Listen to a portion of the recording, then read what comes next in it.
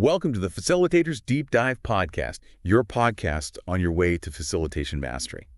Welcome back, everyone. We're diving deep today, and this time it's all about business success. Sounds right up my alley. Well, we've got a great guide for us, The Business Coaching Handbook by Curly Martin, published back in '07, so a little while back. Yeah, but sometimes those older books have real gems, you know? Totally. This one's packed with practical advice, kind of like having a personal business coach right in your pocket. I like that. A pocket-sized coach always ready to go. Exactly. And you know what struck me right away? It starts with the idea that your personal life is like a mirror to your business. Interesting. It's like that old saying, as within, so without. Yeah, exactly. The book actually tells the story about Julian, an insurance broker who was super disorganized in his personal life. Uh-oh, I can see where this is going. Yeah, his business was a total mess too. Couldn't keep anything straight. Clients were unhappy. The whole thing was chaotic. So basically his business was just a reflection of him. Exactly. And the book contrasts him with Tom, his key man, who was super organized and structured. Okay, so I'm guessing Tom's business thrived. You got it.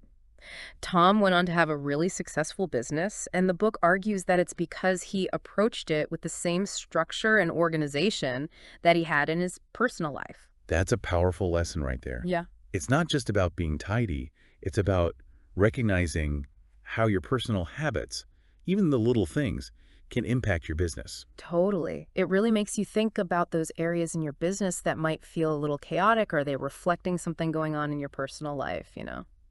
Makes you wonder.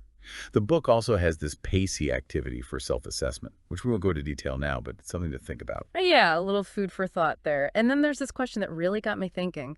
Do you have a job, a business, or a practice? Oh, I like that. It sounds almost philosophical. Right. It's all about your mindset, your approach to what you do. The book uses this example of two carpenters. One sees himself as just having a job. The other sees himself as having a practice. I see. Like a doctor or a lawyer, they have a practice. Exactly. And the carpenter with the practice charges higher fees, gets more respect from clients, and ultimately earns a lot more money. Wow, it really shows how a simple shift in mindset can change your entire business, your whole approach. Exactly. And it applies to so many different fields. Think about consultants who brand themselves as thought leaders.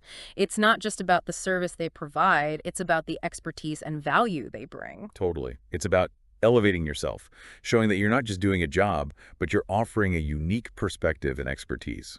Okay, so we've talked about self-reflection and how it impacts your business. Now let's move on to motivation. Always a key ingredient. The book is all about self-motivation, the idea that no amount of external pep talks can replace that internal fire. You have to want it, right? That drive has to come from within. Exactly. And the book breaks down motivation into three key principles. Self-motivation, obviously, but also the difference between needs and wants, and something called the pain-pleasure dynamic. The pain-pleasure dynamic. That sounds interesting. It's the idea that we're often more motivated to avoid pain than we are to seek pleasure. Like, we'll put off going to the dentist even though we know it's good for us in the long run. Because the immediate pain of the dentist chair outweighs the long-term pleasure of healthy teeth. Okay, I get it.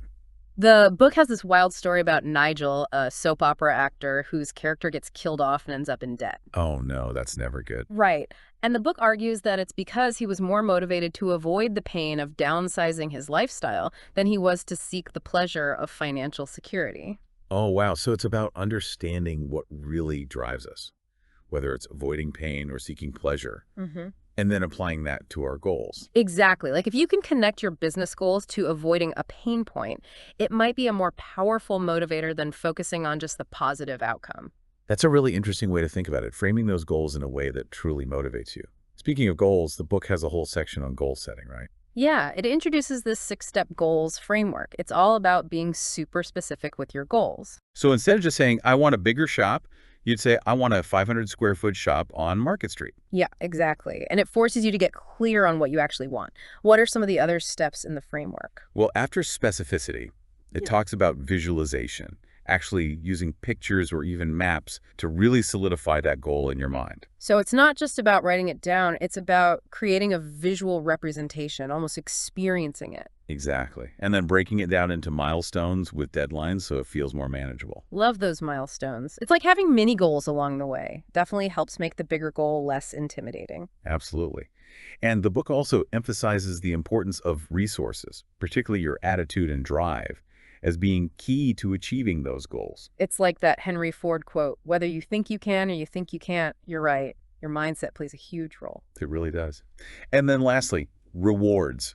Celebrating those milestones, no matter how small, to keep yourself motivated and on track. Got to celebrate those wins. It reinforces that you're moving in the right direction. Okay, so we've talked about self-reflection and motivation, two pretty big concepts. What's next? Let's tackle another big one, time management. Oh boy, time management. That eternal struggle. The book actually tells the story of Zoe, this amazing woman who somehow manages to run a fashion shop, be a magistrate, A&D, a local counselor, all while seeming totally organized. Wow, talk about a multitasker.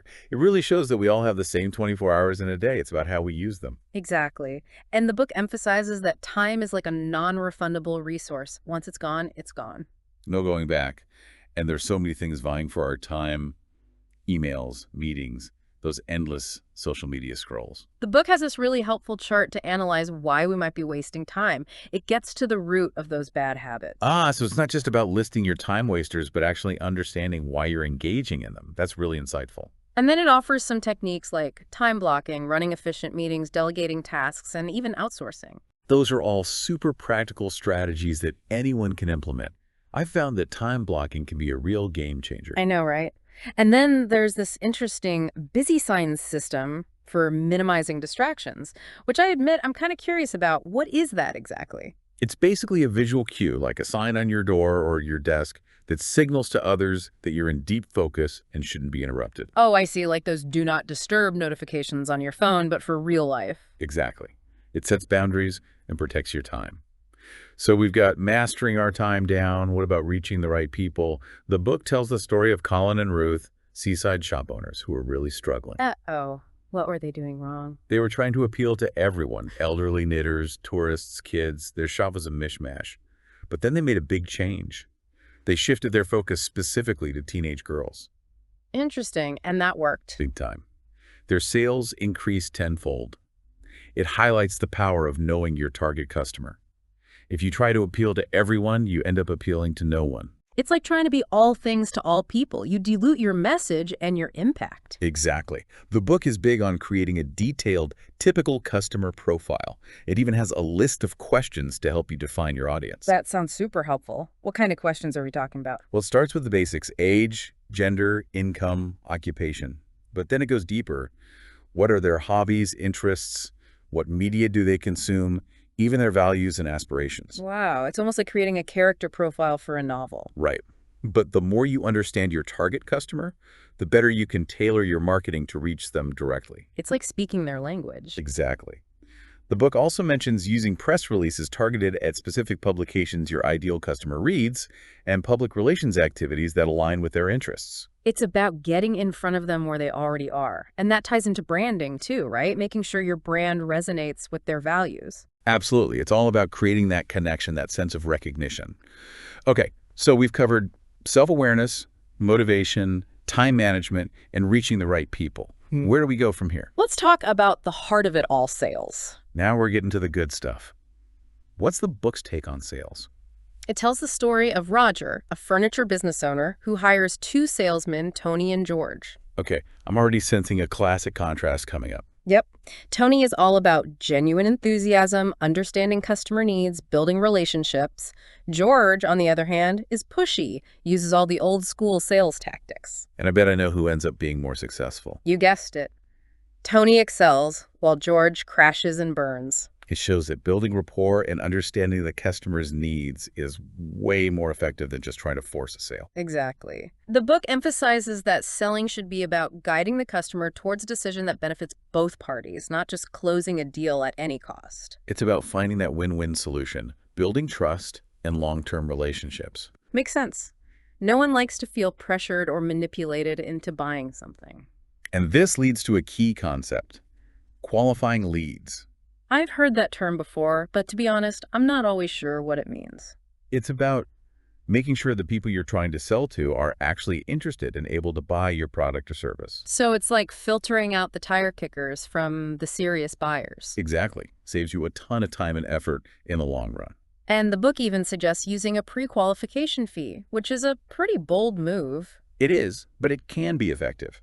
A small fee can weed out those who aren't really committed, and it shows that you value your time and expertise. I see. It's like a test of their seriousness. Now, the book also breaks down different types of leads, right? Yes, it talks about cold leads, warm leads, and hot leads. Okay, I'm picturing a temperature scale for leads. So cold leads are like, People you have no prior connection with, maybe reached through mass advertising. Warm leads have shown some interest. They've visited your website, downloaded a resource, something like that. and hot leads are. The gold standard, referrals. People who come highly recommended, someone who's already expressed a strong interest. Makes sense. And you'd approach each type of lead differently, right? Absolutely. Tailoring your approach based on their level of interest and engagement. Okay, and the book actually lays out a whole selling sequence. What are the key steps? Researching your prospect is first and foremost. So doing your homework. Exactly. Who are they? What are their needs? What are their pain points? You got to know your audience. Then tailor your pitch specifically to their needs, addressing any objections they might have. It's all about showing them how your product or service solves their specific problems. Right, and ultimately guiding them towards that purchase decision, closing the deal, and of course, securing payment. It sounds so straightforward when you lay it out like that, but in practice, it can be much more nuanced. Oh, absolutely. Every sales interaction is unique, but having this framework can definitely help you navigate the process more effectively. Lots to think about in terms of my own sales strategy. It's great food for thought. Okay, so we've covered self-awareness, motivation, time management, targeted marketing, and sales.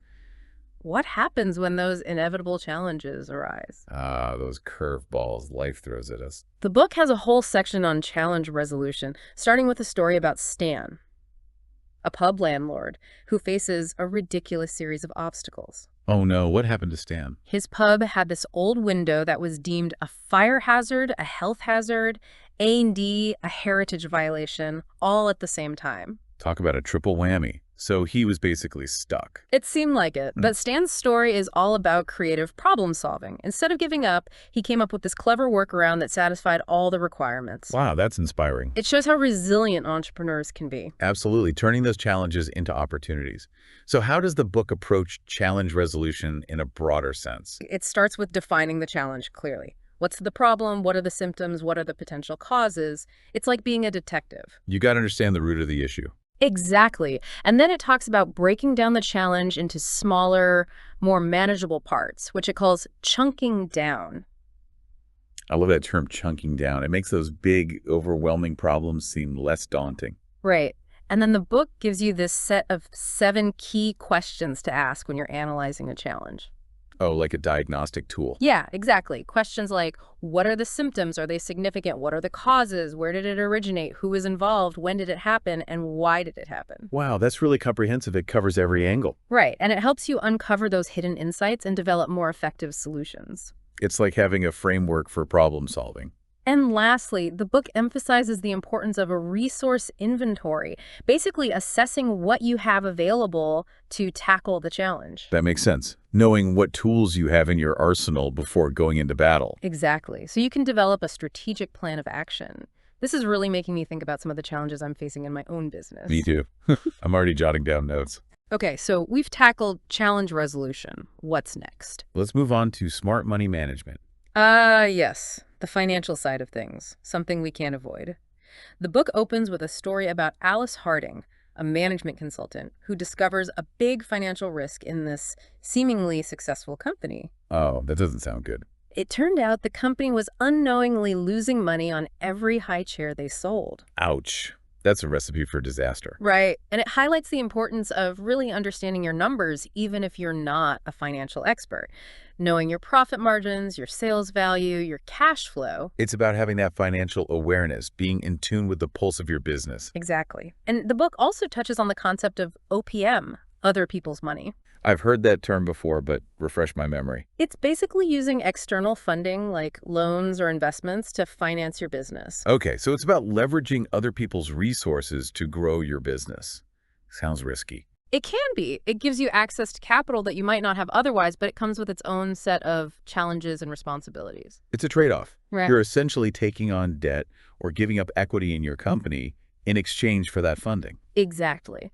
The book cautions against relying too heavily on OPM and really stresses the importance of having a solid financial plan in place before seeking outside funding. So do your homework, make sure you understand the implications before jumping in. And then the book makes this really interesting comparison about neglecting your finances.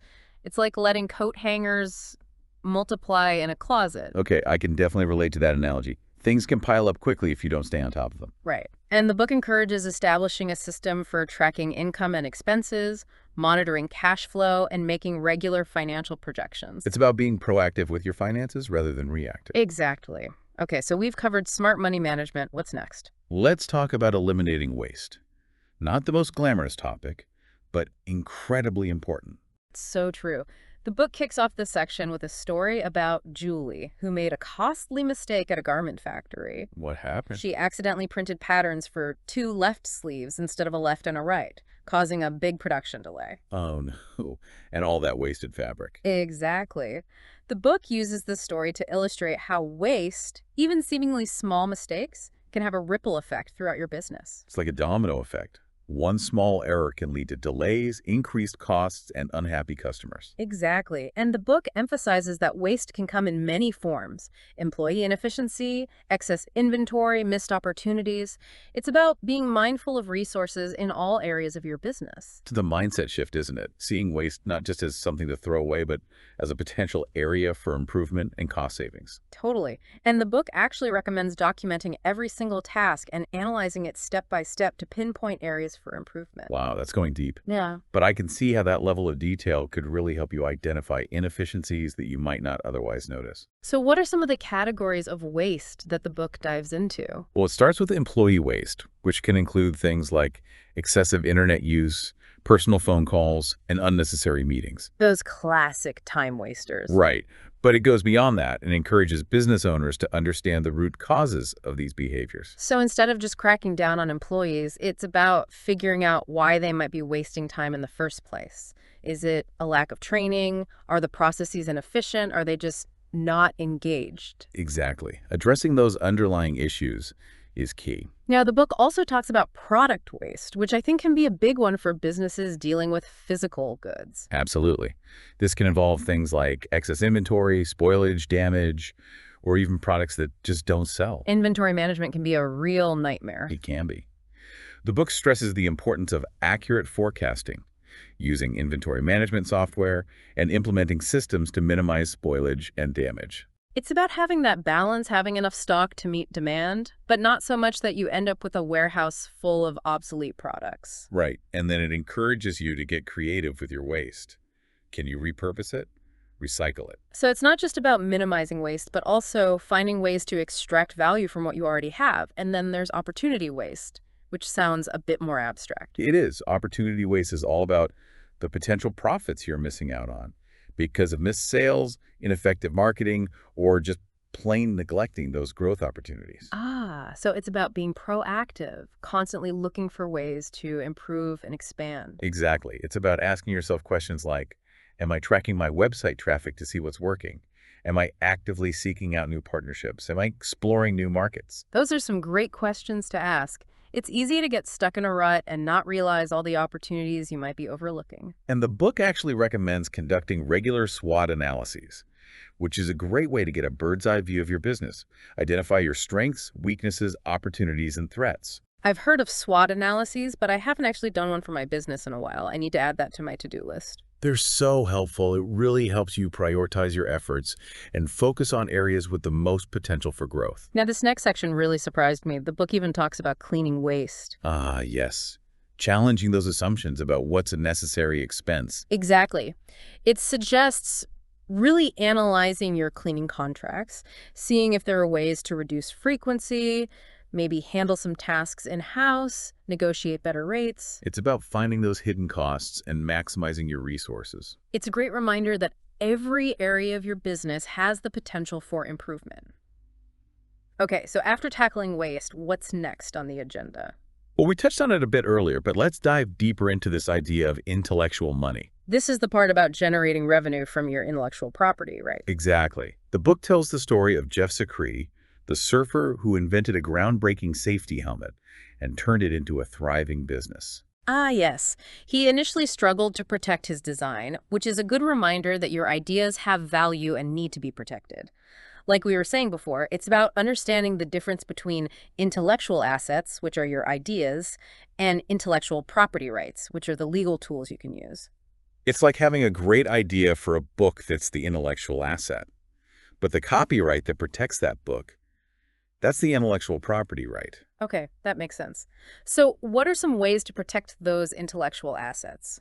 The book covers several different types of protection: confidentiality agreements, copyrights, design rights, patents, and trademarks. Each one serves a different purpose depending on what you're trying to protect. Wow, it sounds like a whole legal minefield. Can be, which is why it's often a good idea to consult with an attorney who specializes in intellectual property. They can help you figure out the best strategy. Makes sense. It's better to be safe than sorry when it comes to your valuable ideas. Absolutely. And then the book talks about something called licensing your intellectual property, which I think is a really interesting concept. That's the part about letting other companies use your ideas, right? Exactly. You're granting them the right to use your invention or design in exchange for royalties or licensing fees. So it's like renting out your intellectual property. In a way, yes. And it can be a great way to generate passive income without having to manage the production or distribution yourself. It sounds like a win-win situation. The licensee gets access to a valuable product or technology, and you get to profit from your creativity. It can be, as long as you have clear agreements in place to protect your interests. Makes sense. You don't want to get taken advantage of. Okay, so after unlocking the power of our intellectual assets, where do we go next? Let's explore the strategic world of outsourcing.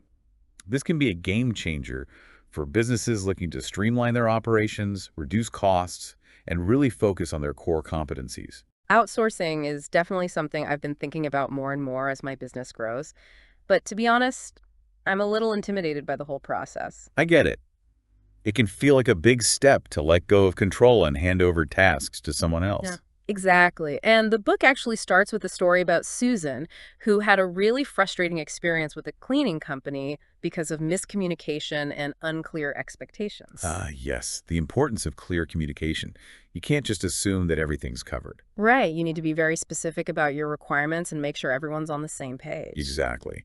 And then the book goes on to explain different types of assets and costs to consider when outsourcing equipment, labor, materials, overhead expenses. It's all about analyzing the potential benefits versus the costs and risks. So it's a strategic decision, not something to be taken lightly. Exactly. The book actually introduces a formal process for selecting the right outsourcing partner called an invitation to tender, or ITT. An ITT, that sounds pretty intense. It is a structured approach, but it helps you compare different suppliers based on a set of predetermined criteria, ensuring you're getting the best fit for your needs. Makes sense. It's about being organized and making sure you're choosing the right partner. Hmm. What are some of the things that go into an ITT? Well, it includes things like a clear scope of work, detailed supplier instructions, specific evaluation criteria, and comprehensive terms and conditions. So it's like laying out all the ground rules up front to avoid any surprises later on. Exactly. And once you've chosen a supplier, the book emphasizes the importance of ongoing management and clear exit strategies. You need to actively manage the relationship and monitor performance. So it's not a set it and forget it kind of deal. Nope, it's a partnership. You need to be involved and make sure things are running smoothly. And having an exit strategy in place ensures a smooth transition if you decide to end the outsourcing arrangement for any reason.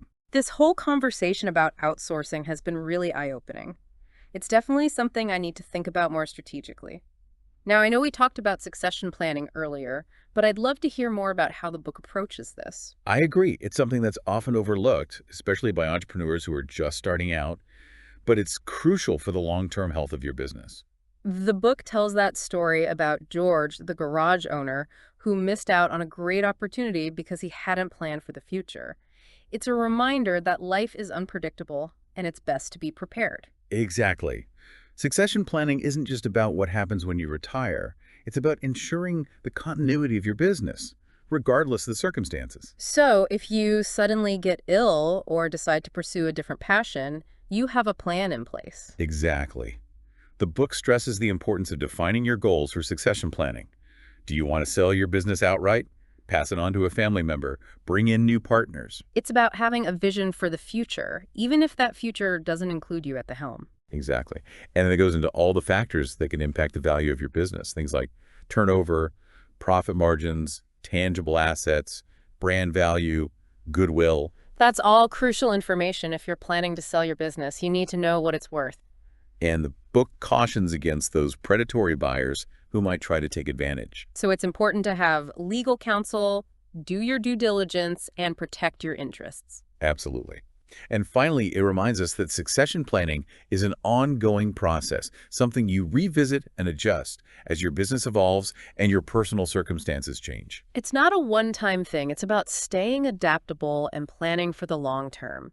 This has been such a valuable discussion about succession planning. It's definitely something I need to give more thought to, even though retirement is still a long way off for me. It's never too early to start thinking about the future of your business. Okay, so we've covered a ton of ground today. Self-awareness, motivation, time management, targeted marketing, sales, challenge resolution, money management, eliminating waste, intellectual property, outsourcing, and even succession planning. Whew! I feel like my brain is bursting with ideas and insights. Me too. But I think it's important to step back and remember that all of these strategies and techniques are just tools. Tools to help us build successful businesses? Yes. But what is success exactly? That's the question, isn't it? The book doesn't give a definitive answer, but it does emphasize the importance of aligning your business with your personal values and goals. So it's not just about making money, it's about creating a business that brings you joy, fulfillment, and a sense of purpose. Exactly. It's about finding that sweet spot where your passion and your business intersect. And it's about building strong relationships with your employees, your customers, and your community. Absolutely. It's about creating a business that's not just profitable, but also ethical, sustainable, and contributes to something bigger than yourself. I love that perspective. It's a powerful reminder that we have the power to define our own version of success. And to create businesses that reflect our values and make a positive impact on the world. Exactly. Wow, this has been an incredibly insightful conversation. I agree. It's given me a lot to think about. Me too. I'm feeling inspired and motivated to reevaluate my own business goals and make sure they're truly aligned with my vision for the future. It's all about that continuous improvement. Exactly. The Business Coaching Handbook has given us so much to ponder and apply to our entrepreneurial journeys. And remember, success isn't a destination, it's a journey. So true. There will be bumps along the way, but that's all part of the process. Absolutely. And with the right mindset, the right strategies, and a willingness to learn and grow, we can all achieve our own version of success. Well said. And thank you for joining us on this deep dive. We'll be back soon with more insights and inspiration to help you navigate the ever-evolving world of business. Until next time. You know, while we're talking about maximizing resources, there's a chapter in the book that really dives into making money from waste. Making money from waste? That sounds almost like an oxymoron.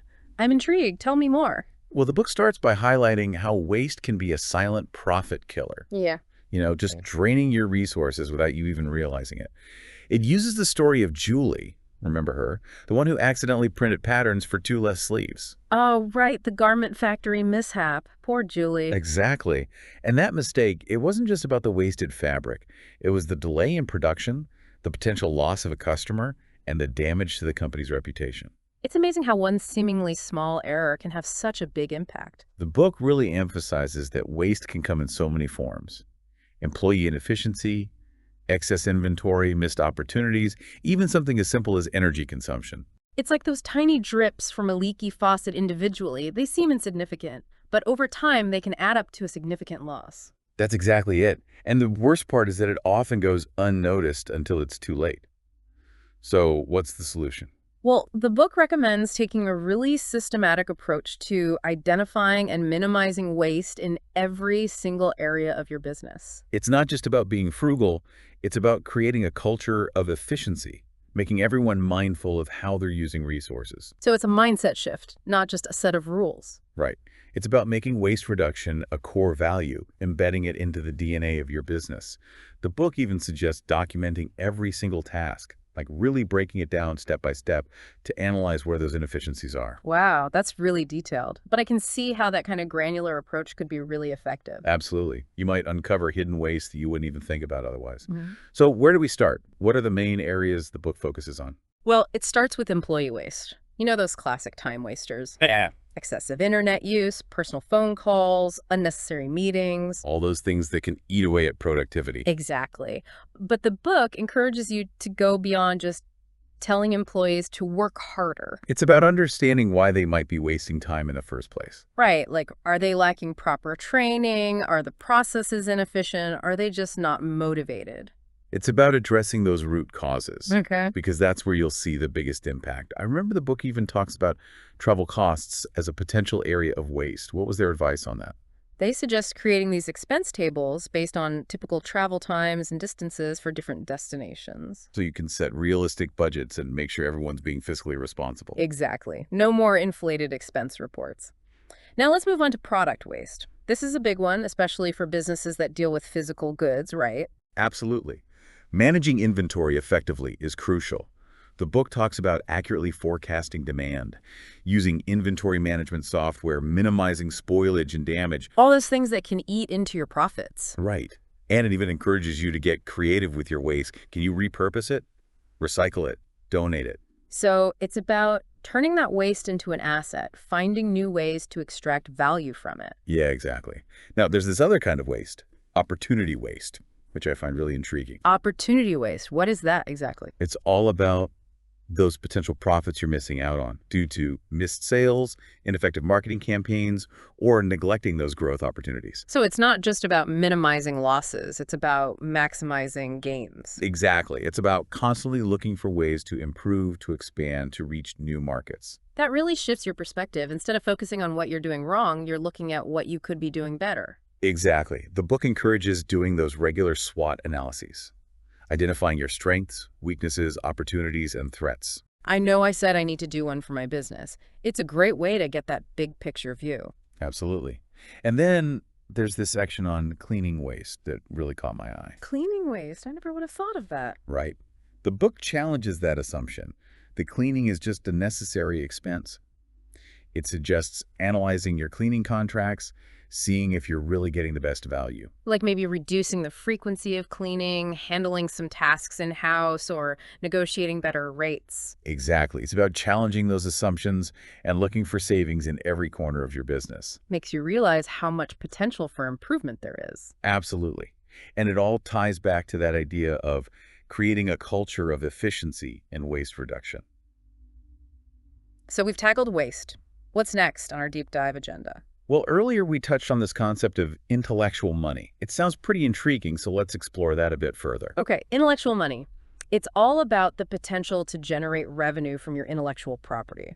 You know, your ideas, your inventions, your unique creations. The book opens with the story of Jeff Sacre, the surfer who invented a revolutionary safety helmet and turned it into a thriving business. Ah, yes.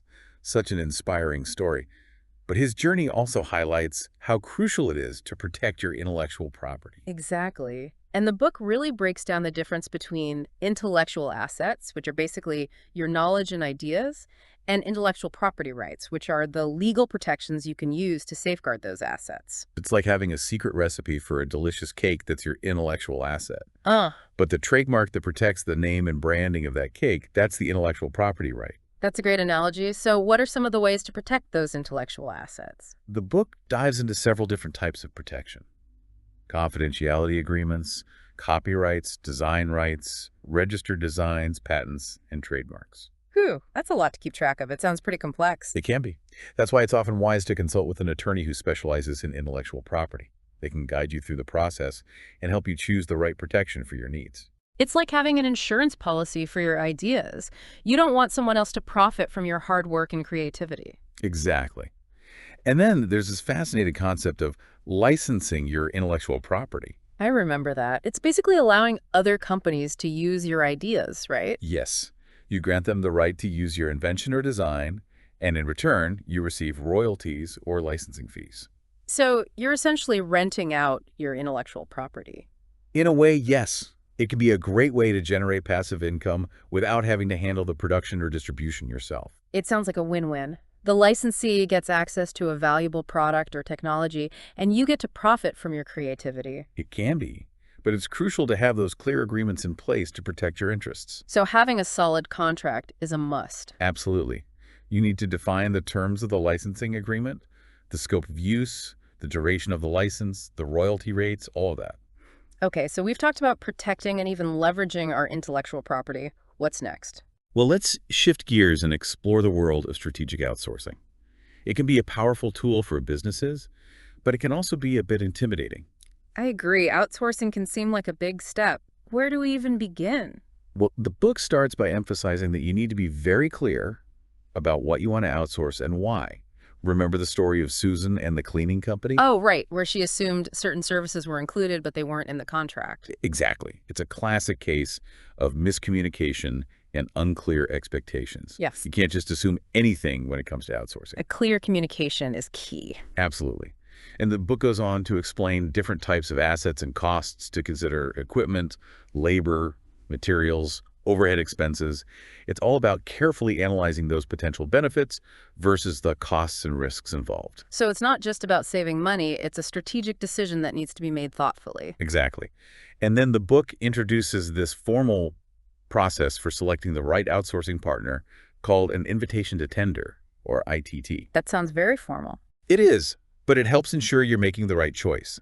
The ITT process lets you solicit bids from multiple suppliers and compare them based on a set of predetermined criteria. So it's like a structured competition to find the best fit for your needs. Exactly. It promotes transparency and helps you make an informed decision.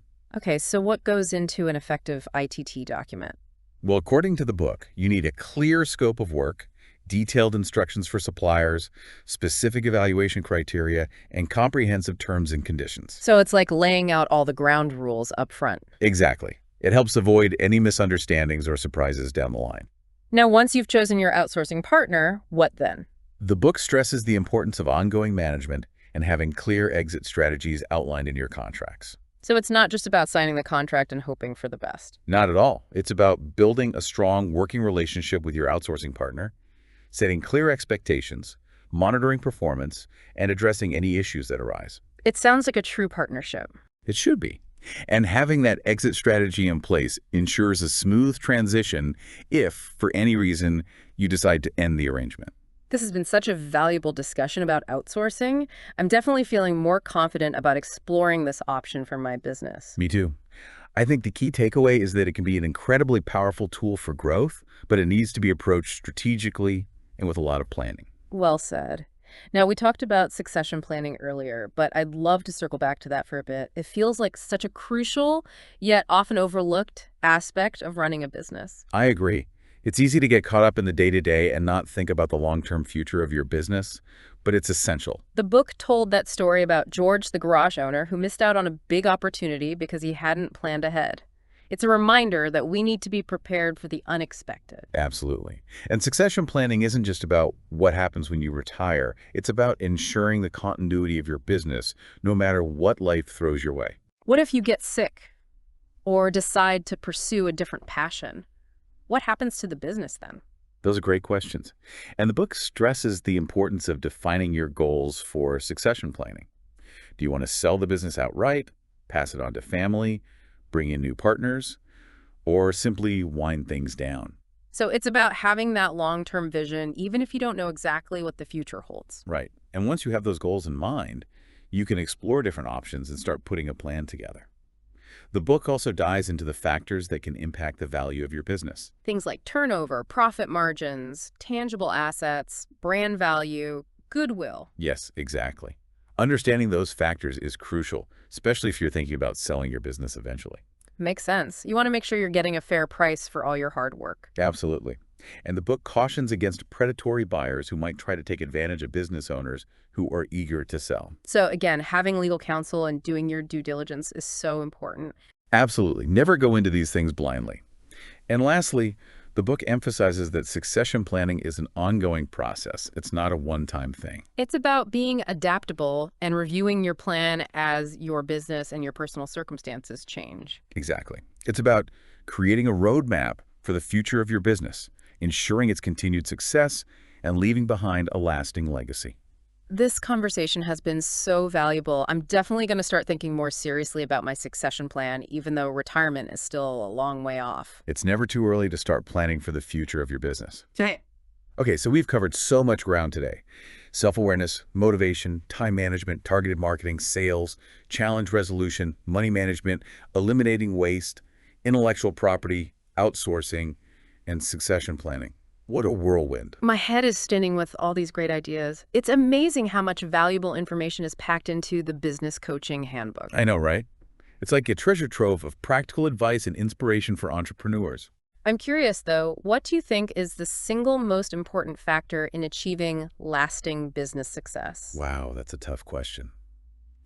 There are so many ingredients that go into building a successful business, but if I had to choose one, I'd say it's resilience. Resilience. Why is that so important? Because entrepreneurship is a roller coaster, you know?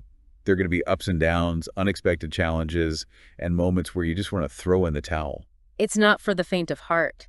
But if you're resilient, you can bounce back from those setbacks and keep moving forward. Exactly. You learn from your mistakes, you adapt to changing circumstances, and you keep that fire burning. But how do you build resilience? Is it something you're born with, or can you develop it? I think it's a combination of nature and nurture. Some people are naturally more resilient than others, but it's definitely a skill that can be learned and strengthened over time. So how can we cultivate that resilience muscle? Well, I think it starts with developing a growth mindset.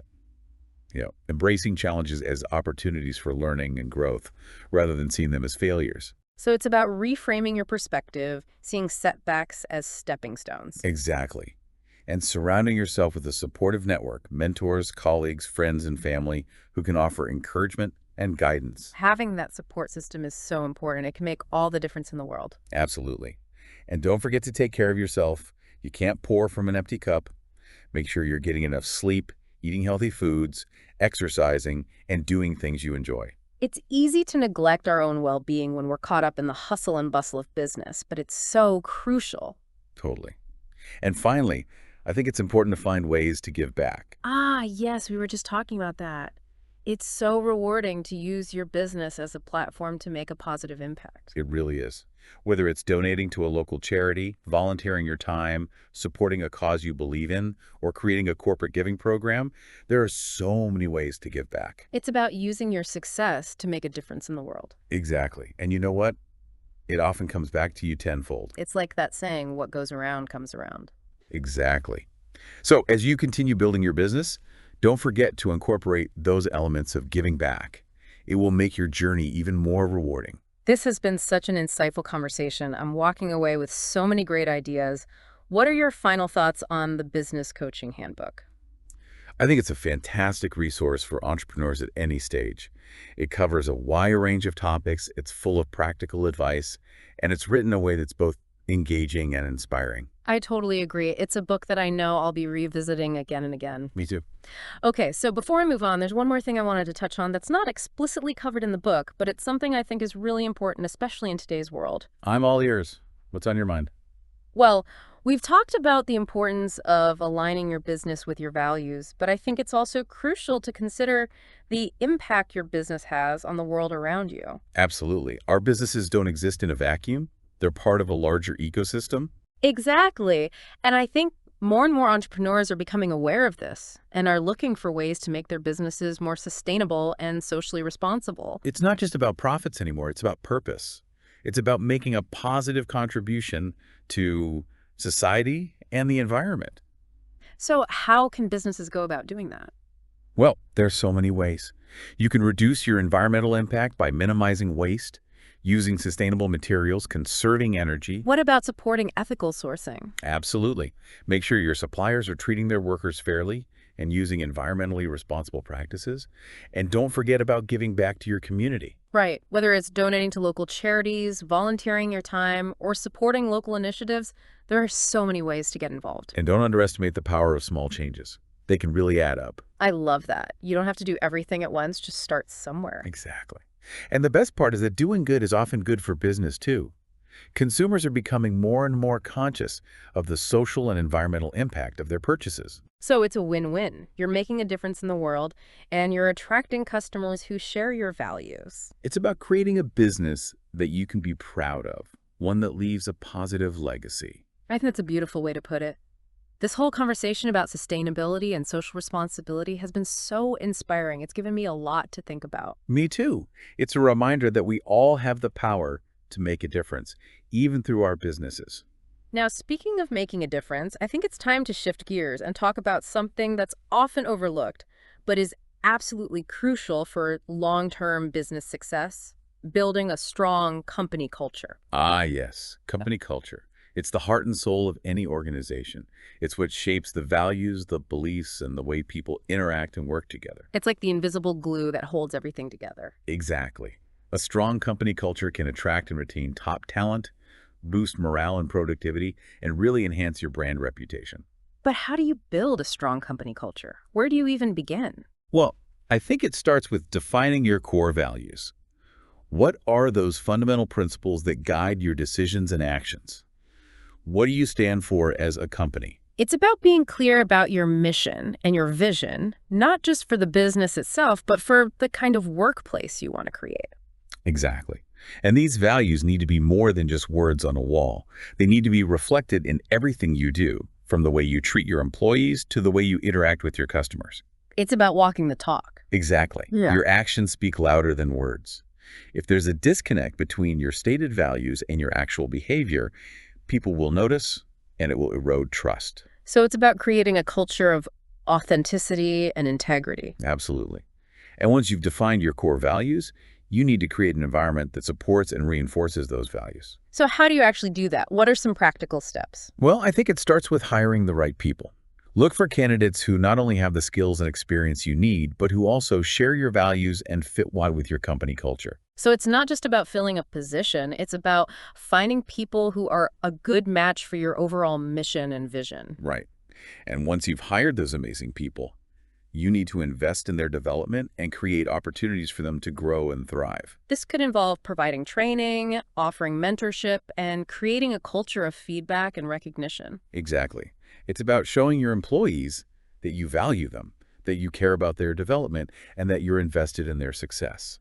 And I think it's also important to have fun. Absolutely. Work shouldn't be a drag. Right. It's about creating a workplace that's both productive and enjoyable, where people feel connected and supported. So what are some ways to make work more fun?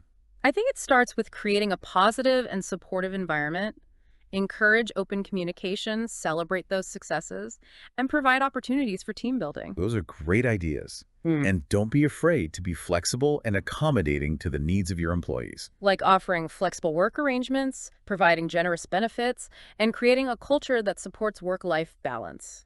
Exactly. By creating a work environment that is both supportive and enjoyable, you'll attract and retain top talent, and ultimately that's good for business. I completely agree. Now, we've talked about so many different aspects of building a successful business, but I'm curious to know, what do you think is the most important factor in achieving long-term success? That's a great question. And I think it's one that has many different answers, depending on who you ask. But for me, I think the most important factor is resilience. Resilience. Why is that so crucial? Because entrepreneurship is a journey, not a destination. And it's a journey that's full of ups and downs, twists and turns, unexpected challenges. There are going to be moments where you feel like giving up. Exactly. And that's where resilience comes in. It's that ability to bounce back from setbacks, to learn from your mistakes, and to keep going even when things get tough. So how do you build that resilience? Is it something you're born with, or is it something you can develop? I think it's a bit of both. Some people are naturally more resilient than others, but it's definitely a skill that can be learned and strengthened over time. So what are some practical steps you can take to cultivate that resilience muscle? Well, I think it starts with developing a growth mindset, seeing challenges as opportunities for learning and growth. Instead of seeing those setbacks as failures, you see them as stepping stones. Exactly. It's all about perspective. And don't underestimate the power of having a strong support system around you: mentors, colleagues, friends, family. People who can offer encouragement and guidance when you need it most. Exactly. They can be your cheerleaders, your sounding boards, your reality checks. That support system is so valuable. And don't forget to take care of yourself. Oh, that's so important. You can't pour from an empty cup, as they say. Right. You need to make sure you're getting enough sleep, eating healthy foods, exercising regularly, and taking time to do things you enjoy. Absolutely. Self-care isn't selfish, it's essential. And finally, I think it's important to find ways to give back. We were just talking about that. It's amazing how much joy and fulfillment you can get from using your business as a platform to make a positive impact in the world. It's so true. Whether it's donating to charity, volunteering your time, supporting a cause you believe in, or creating a corporate giving program, there are so many ways to give back. It's about taking your success and using it to make a difference. Exactly. And you know what? It often comes back to you in ways you couldn't even imagine. It's like that saying, the more you give, the more you receive. Exactly. So as you're building your business, don't forget to incorporate those elements of giving back. It will make your entrepreneurial journey even more meaningful and rewarding. This has been such an incredible conversation. I'm feeling so inspired and motivated. Me too. What are your final thoughts on the Business Coaching Handbook? I think it's a must-read for any entrepreneur. It's packed with practical advice, inspiring stories, and valuable insights that can help you build a more successful and fulfilling business. I couldn't agree more. It's a book that I know I'll be coming back to again and again. Me too. Well, before we wrap things up, I wanted to leave our listeners with a final thought-provoking question. What is your definition of business success? That's a great question, and one that deserves careful consideration. I think for many people, success is defined by those traditional metrics: revenue, profit, market share. But I believe that true success is about so much more than that. I agree. It's about creating a business that aligns with your values, serves your customers well, makes a positive impact on the world, and brings you joy and fulfillment. It's about building something you can be proud of. Beautifully said. And I think that's a perfect note to end on. Thank you for joining us on this deep dive into the Business Coaching Handbook. We hope you found it insightful and inspiring. And we'll be back soon with more insights and inspiration to help you navigate the ever-evolving world of business. So last time, we were in the middle of discussing intellectual property and all different ways to protect and leverage those valuable ideas. You know, we were talking about that surfer, Jeff Secree, and his innovative helmet design. Yeah. It's amazing how he turned his passion into a thriving business. But he also faced those initial challenges with protecting his design, Yeah, right? he did. It's a good reminder that we can't just assume our ideas are automatically protected. Right. We need to be proactive about understanding and protecting our intellectual property rights. Exactly. And the book does a great job of breaking down those different types of protection.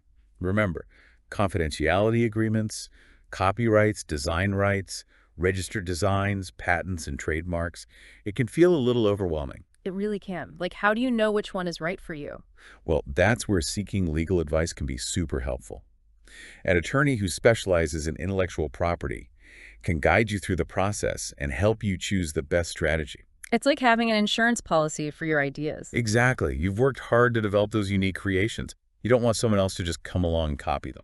And then there was that fascinating concept of licensing your intellectual property. It's like renting out your ideas to other companies, right? That's a great way to think about it. You're essentially granting them the right to use your invention or design in exchange for those royalties or licensing fees. It's a win-win. The licensee gets to benefit from your creativity, and you get to profit without having to handle all the manufacturing and marketing. Absolutely. But it's crucial to have clear agreements in place, solid contracts that outline all the terms, scope of use, duration, royalty rates, all that good stuff. Right, so you don't get taken advantage of. So we've talked about protecting and even leveraging our intellectual property. What comes next? Let's explore the world of strategic outsourcing. It can be a game changer for businesses, especially those looking to streamline their operations and really focus on what they do best. Outsourcing is definitely something that's been on my mind lately as my business grows, but honestly, it can feel a bit overwhelming. I understand that. Letting go of control and entrusting tasks to someone else can be a bit scary. Exactly. And the book actually starts off with a story about Susan, who had a really frustrating experience with a cleaning company because of miscommunication and unclear expectations. Oh yeah, I remember that one. It's a good reminder that you can't just assume anything when it comes to outsourcing. You need to be super clear about your requirements and make sure everyone's on the same page from the start. So clear communication is key. No more assuming. Absolutely. And the book goes on to explain those different types of assets and costs to consider. Equipment, labor, materials, overhead expenses. It's a lot to think about. It's a big decision for sure. And not just about saving money. It's about strategically choosing the right tasks to outsource. Exactly. And you know what? The book actually introduces a formal process for selecting the right outsourcing partner. It's called an invitation to tender, or ITT. Have you ever heard of that? An ITT, that sounds pretty official. It is. It's basically a structured approach that allows you to solicit bids from multiple suppliers and compare them based on a set of predetermined criteria. So it's more than just picking someone randomly from a list online. Definitely. It's about taking a systematic approach to find the best possible partner for your needs. Okay, I like that. So what are some of the things that go into a good ITT document?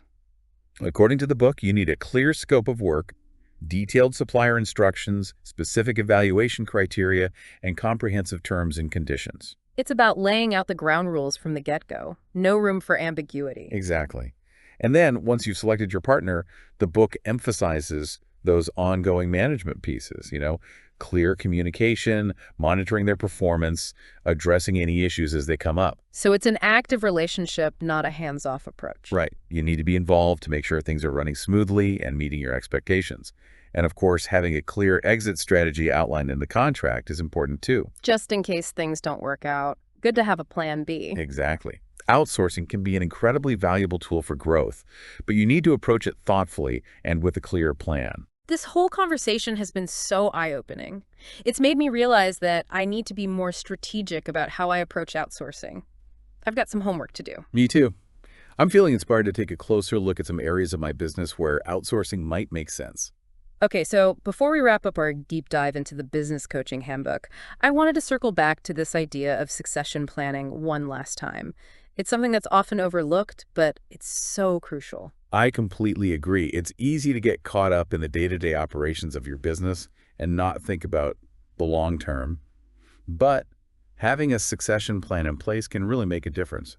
It ensures the continuity of your business no matter what life throws your way. Right, like what happens to the business if you get sick or decide to retire? Exactly.